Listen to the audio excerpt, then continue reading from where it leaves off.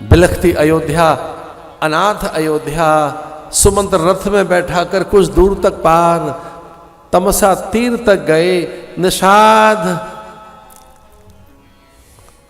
से भेंट हुई।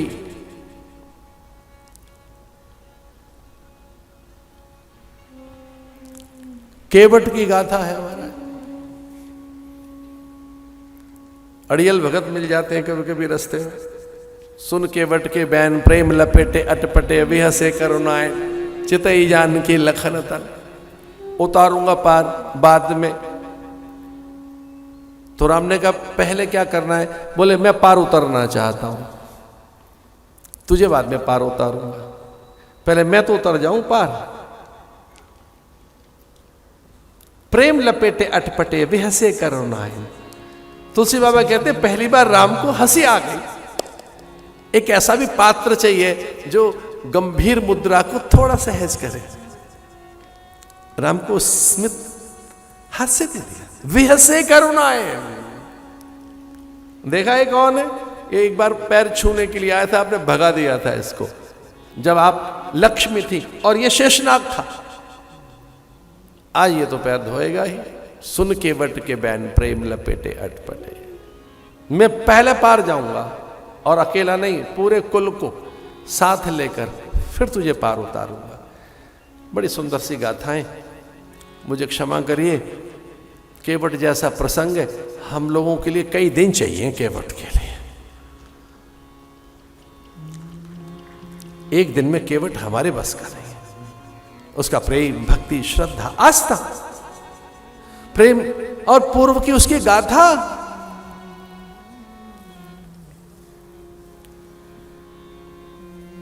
ऐसा अड़ियल भक्त नहीं देखा कि बीच मझधार में लेके और दाएं बाएं चलाता। लक्ष्मण ने टोका, भाई हम किनारे पे पहुंच के फिर बीच में आ जाते। जब हमको किनारा आ तो गया, उतार पार, तो फिर बीच में ले आता है। बोले महाराज ये नदी की धार का मुझे ही पता है।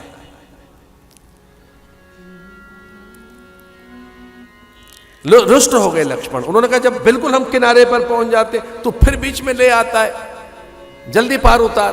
तो पता है क्या कहता है? ये भी तो ऐसे ही करते हैं, जीव किनारे पे आता है फिर बीच में ले आते हैं उसे।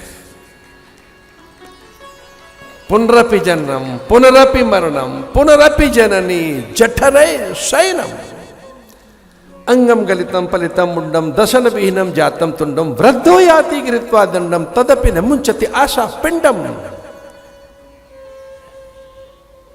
हे संसारे बहु दुस्तारे कृपया वारे पाहे मुरारे भज गोविंदम भज गोविंदम गोविंदम भज मूढ़ मते करतर भिक्षा तरतर वासा तदपि न मुंचति आशा पाशा भज गोविंदम।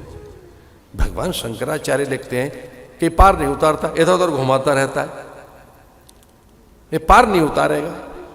अच्छा कई बार तो लगता है पार उतर गए फिर बीच में ले आता है। मार्कंडे को लगा कि ये क्या हुआ, नारद को लगा ये हुआ क्या, हम तो लगभग पार ही पहुंच गए थे, हम तो किनारे ही लग गए थे, फिर से एक और जन्म, फिर से एक और लीला। लक्ष्मण ने कहा अब ऐसा नहीं करना, लगभग हम किनारे पर पहुंच गए, अब हमें तू पार कर। आप कल्पना कर सकते हैं जो सबको पार लगाता है उससे राम लखन पार उतरने की याचना कर रहा है कि उस पार ले चल।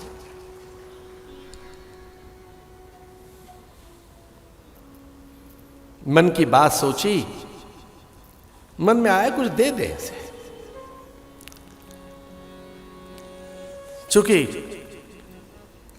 एक मुद्रिका कई ने आदेशित करके रहने देते, कई का इतना कठिन आदेश था इसे नहीं उतारेगा, पहले रख इसको। अब वो मुद्रिका सामान्य थी नहीं। अच्छा मुद्रिका वो ज्येष्ठा में थी और ये अनामिका है, ये कनिष्ठ का है, ये तर्जनी है और ये बीच की क्या है? ज्येष्ठा।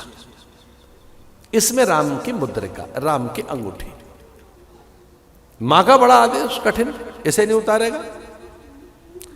अब राम को तो पता है, पता नहीं क्या लीला होगी इस अंगूठे के द्वारा, नहीं उतारते।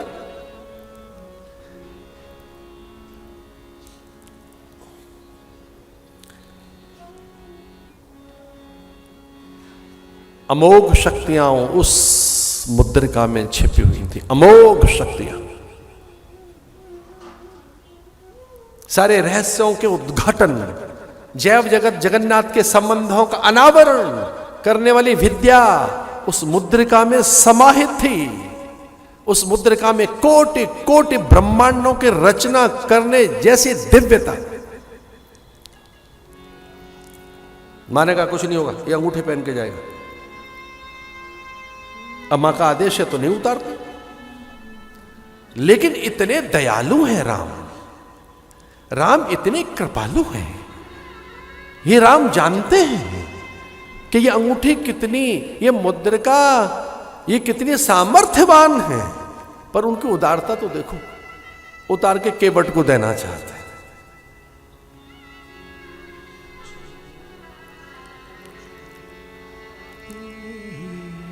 क्षमा कीजिए, उसकी सीता की मुद्रिका, मुझे क्षमा कर। वो जो सीता की मुद्रिका थी, वो यहां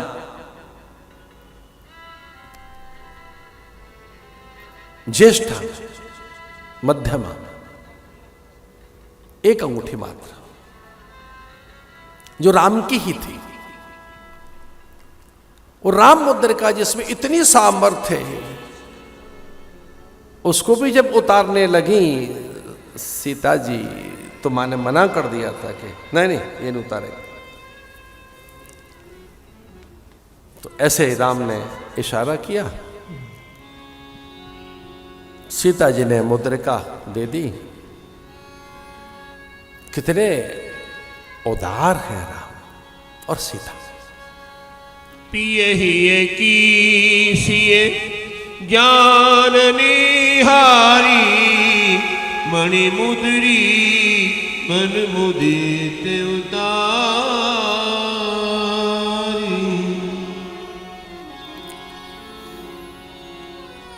वह राम की मुद्रिका सीता जी के पास थी, उतार कर राम जी के हाथ में दे दी।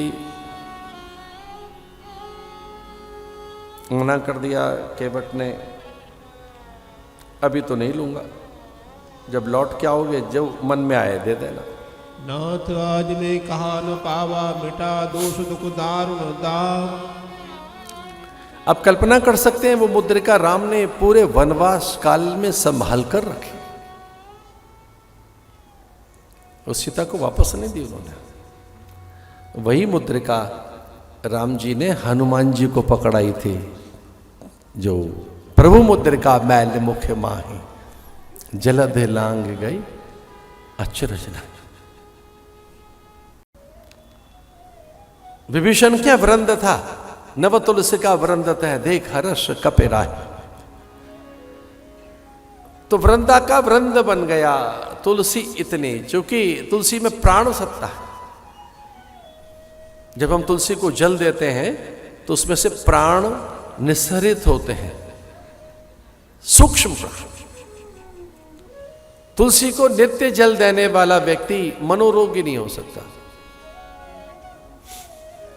अवसाद, निद्रा, भय, असुरक्षा, अब नए नए रोग आ गए महाराज। हमारे कोई परिचित हैं तो वो हमसे बड़ी कृतज्ञता पूर्वक कोई बात बता रहे थे। हमने पूछा बात क्या हुई, बोले हमारा हम किसी एक मनोवैज्ञानिक के पास ले गए और उन्होंने सिरजोफेनिया बताया हमारी बालिका को। कहने लगे बड़ा भयानक रोग है, और हम अनायासी सत्संग में चले गए उस दिन। ये घटना कहीं कलकत्ता की है, काफी पुरानी घटना है। बोले हमारी पुत्री को सिरजोफेनिया बताया, हम बड़े चकित थे, हम सत्संग में चले गए। सत्संग में किसी ने कहा कि मनोरोग की शांति तुलसी है। हमारी बेटी ने 10-15 दिन ही कोई तुलसी को जल दिया होगा, हमारी बेटी पूरी तरह से स्वस्थ है।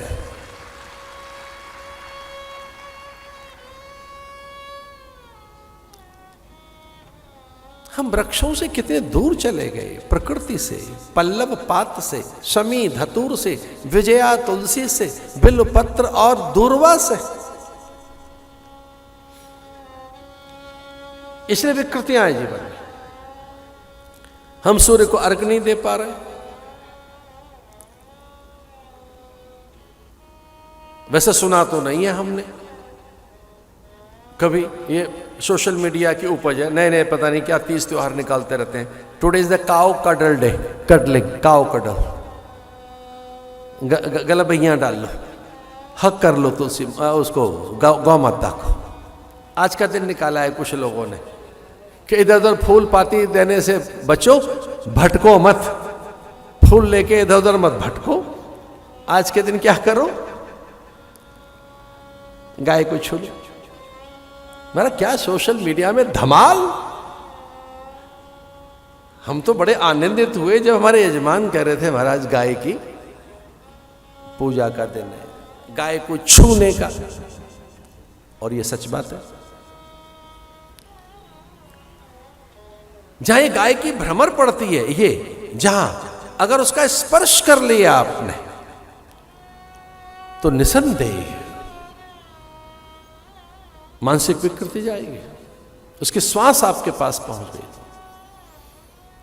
संपूर्ण मनोविकृति की अगर कोई विकार की एक मात्र औषधि है तो गाय की सांसें हैं। इसलिए किसी ने ठीक ही कहा होगा कि आओ गाय के गले मिलने, तो कम से कम उसकी सांस तो आएगी, उसकी ऊर्जा तो आएगी, उसका प्रभाव तो आएगा। इतना निर्दोष प्राणी है। पर तुलसी पत्र, बिल्व पत्र, शमी, इससे भी होता है।